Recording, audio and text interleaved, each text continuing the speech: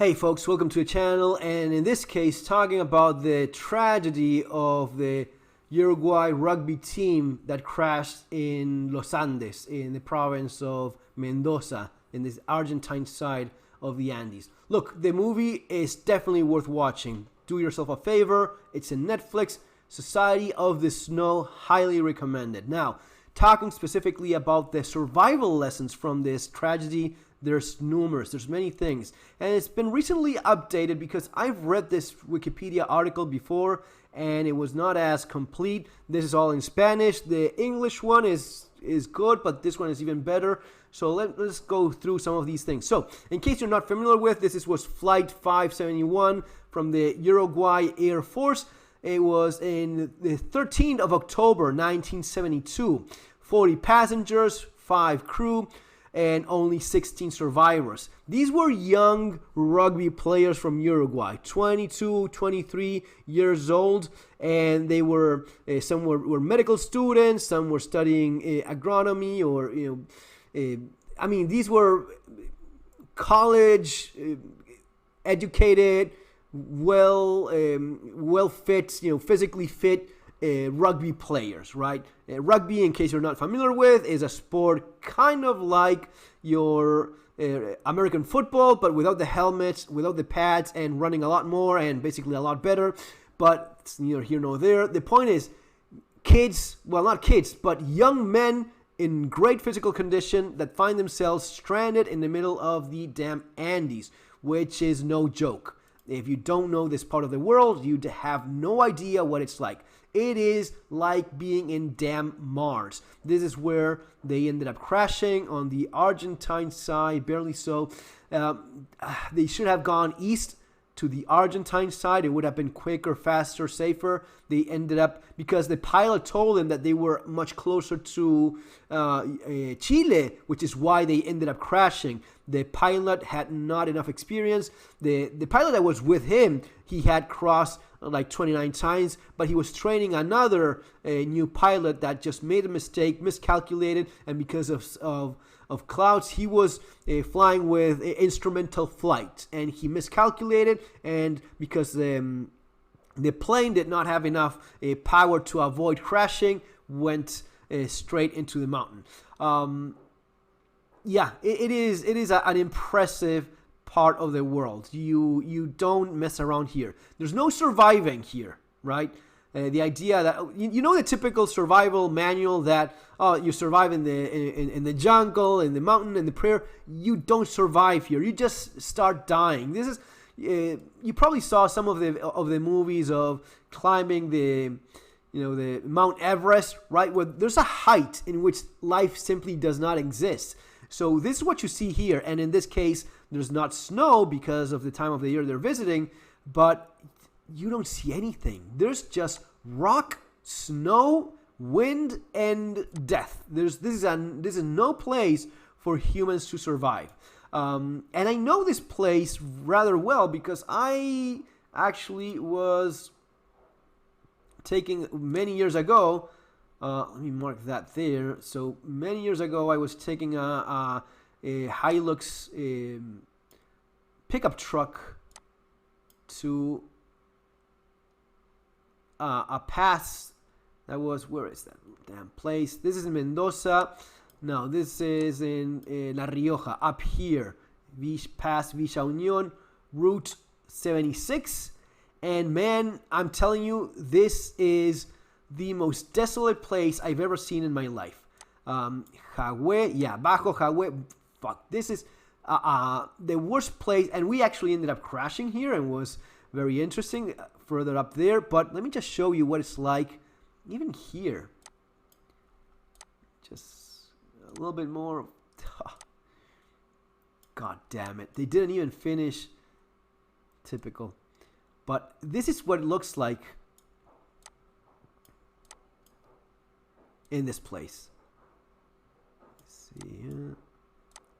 When you don't even have the Google dude, this is what it looks like. It is fucking death. And this little patch of grass, you never see. This is super rare, especially, maybe this is more like in the summer, you have a little bit of this, but if not, it's just ice, snow, rocks. And you look at this, and you see a little bit of green, but usually what you see all over the place is it's just rocks and ice. It's like living in Mars. And besides, the air is too thin. One of the things I haven't seen mentioned in the movie is how much your head hurts because of the sickness, the altitude sickness. It is damn terrible. But this is what the Andes is, especially on the Argentine side. On the Chile side is a lot more humid, a lot more green. But man, unless you've seen this yourself, there's really no other place like it. Even looking at like more desert, but it's just not the same thing. It is one of the most desolate places in the face of the earth. And unfortunately for these guys, that's where they ended up crashing, right? So let's go back there and let's go back to the story. You end up in a plane that is losing altitude quickly because of miscalculation and turbulence as well. As the plane suffered turbulence, the players started joking and, hey, we're about to crash against the mountains. And in fact, they were. By the time the pilot realized a mistake, he just saw a big wall and the plane didn't have enough power to avoid crashing into the mountain. They first end up losing a wing. So the pilot had flown 29 times, but he was with another pilot, the co-pilot, who he was training, and is the one that miscalculated. And the plane, because of the lack of power that it had, it was known as the lead sledge. Yes, that's not encouraging. One of the survivors, after the tail broke off, first it clipped a wind. First it clipped one of the wings, then the tail broke off. One of the guys that fell off the tail of the aircraft actually survived the fall. He started walking and he fell into a glacier and died, choked to death, asphyxiated by the snow. Again, horrible place to be stranded in. They went down at 350 kilometers an hour. That's like 200 miles an hour. But because of the amount of snow, that's why so many of them survived the crash. After 8 days, they stopped searching for them because they assumed no one would survive that. And, well, it is also impossible. Once they climbed one of the sides of the mountains, they looked back and they realized they cannot see us. They do not see us. We won't be found. And they heard on a radio that they stopped searching for them. Nando Parrado is the one that mostly got them out of here. He had a broken skull, had 3 days, the first 3 days he spent in a coma, and then he recovered and he started. Nando Parrado was obviously the survivalist of the group, the guy that would not quit. He was the one always pushing forward to get out of there, but he was not the captain of the rugby team. So they mostly did what the captain of the rugby team said, and that changed by the time, well, something else happened. They did have very little food, 8 bars of chocolate, 1 can of seafood, couple little pots of marmalade, and little else. Really nothing. They had no food, basically. Very, very little food. Not for that amount of people. And as time went by, obviously they considered, what, we have to eat the bodies.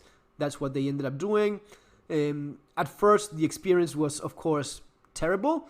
They ate like a little piece, like a match, like a matchstick, a little piece, and barely being able to swallow that. But as they grew hungrier, they started getting, and there's a social mechanism of group thinking. Once you see one guy eating, you eat too. Everyone starts eating, and it becomes more bearable. At first, they only ate skin, muscle, and fat. But when the supply of meat diminished, this is something that in the first movie, the one you probably saw already, Alive, it wasn't shown as well. In this one, it is. Once the supply started diminishing, they started eating everything. They ate hearts, lungs, even brains. It must have been terrible. Now, 16 days after the crash, there was an avalanche that killed yet more survivors. 8 more survivors died, including Marcelo Perez, the captain of the team, and Liliana Metol, the only woman in the team, which was like they say the survivors describe her as a mother and a saint. So they lose their captain, and rugby is different. It's not like NFL. I mean, all joking aside, it really is a different kind of sport.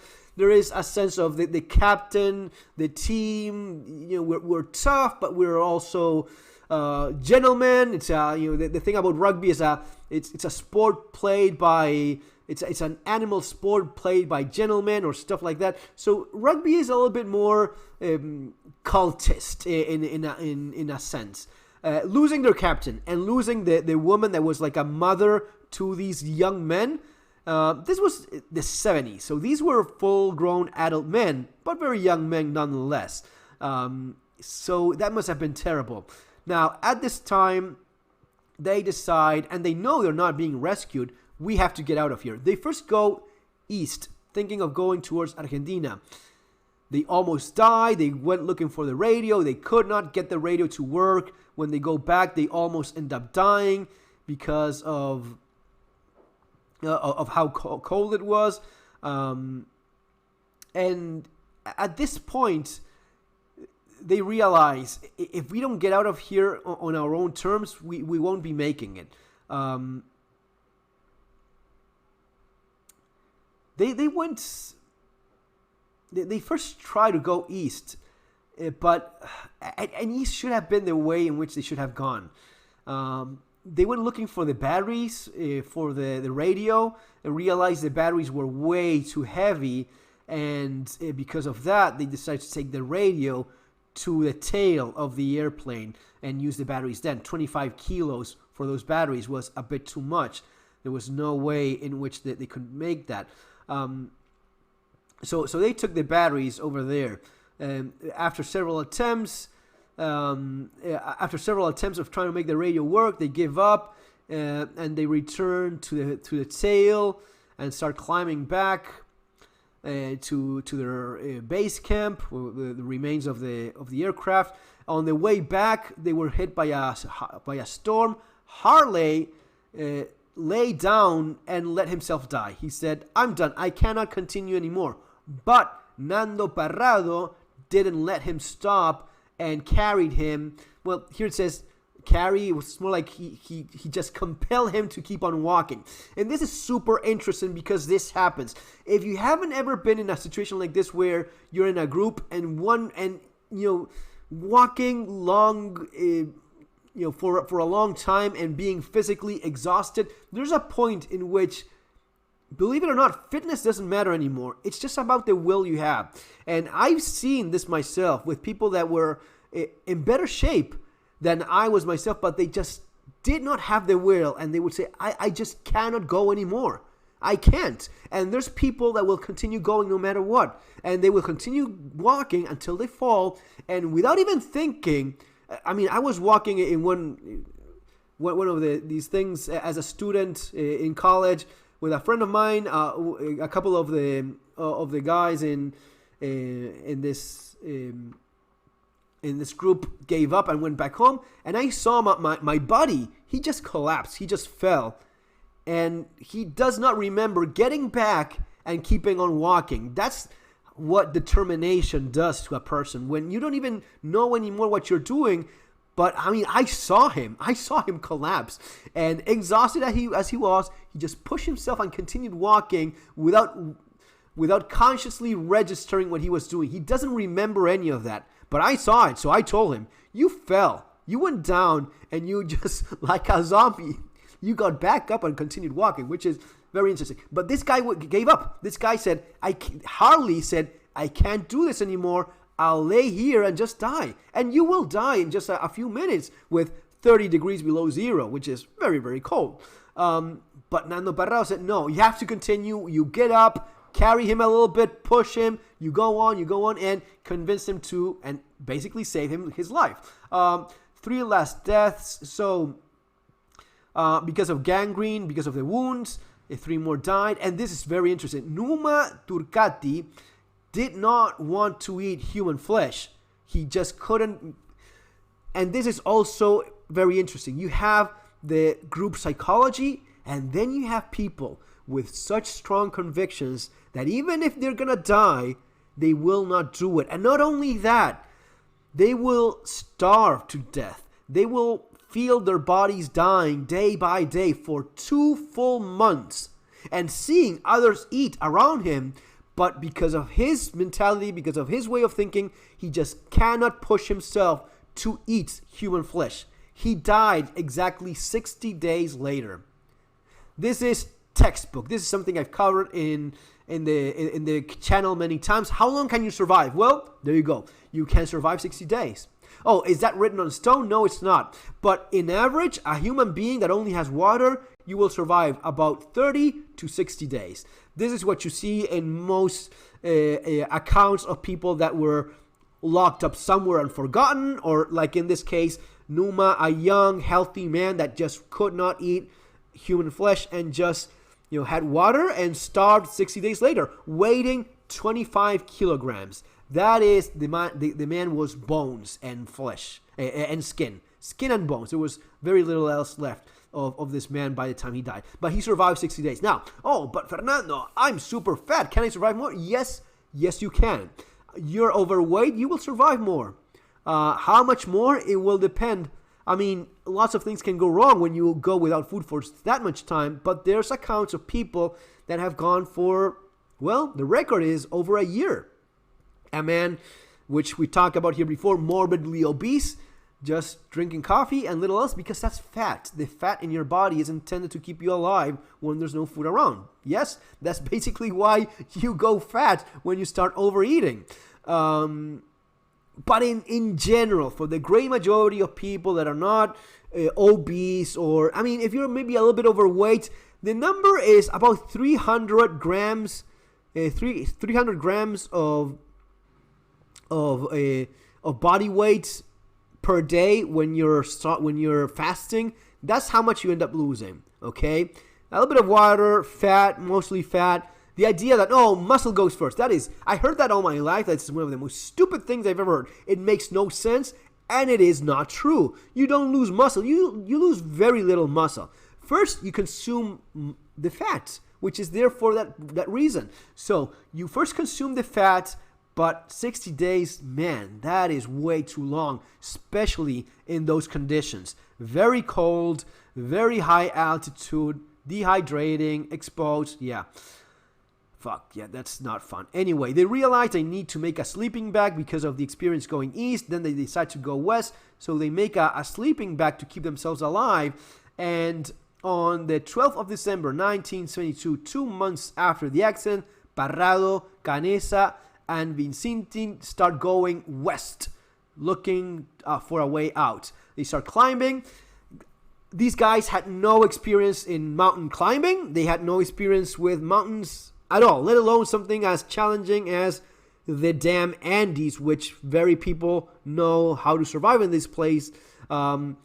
Many of these young men had never seen snow before in their lives.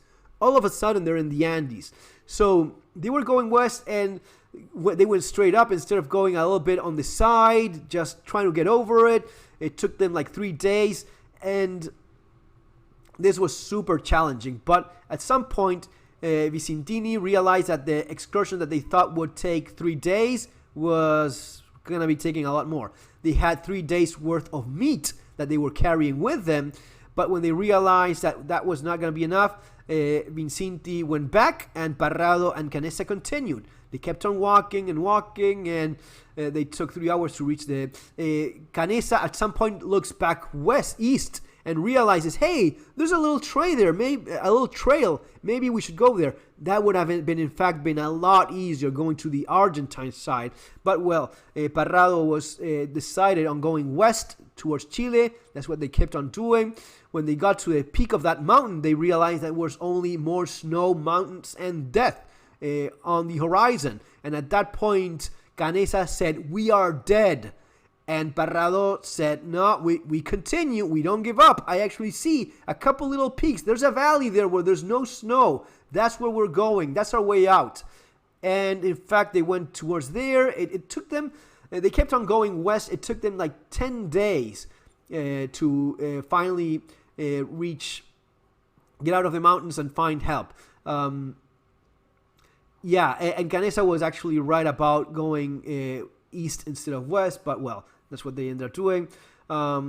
They finally reached a valley, and then they found a river, San Jose River. And this is basic survival. If you don't know where you are, you start going down. And you keep on going down until you reach a river. And when you reach a river, you follow the river. And in the world as it is today, you are likely to be safe. Very likely to be safe. Are there exceptions? Sure. You may end up finding a patch of grass and a swamp leads nowhere. Wetland. Fucked. Sure. But usually walk down river civilization. That's basically how it works, okay?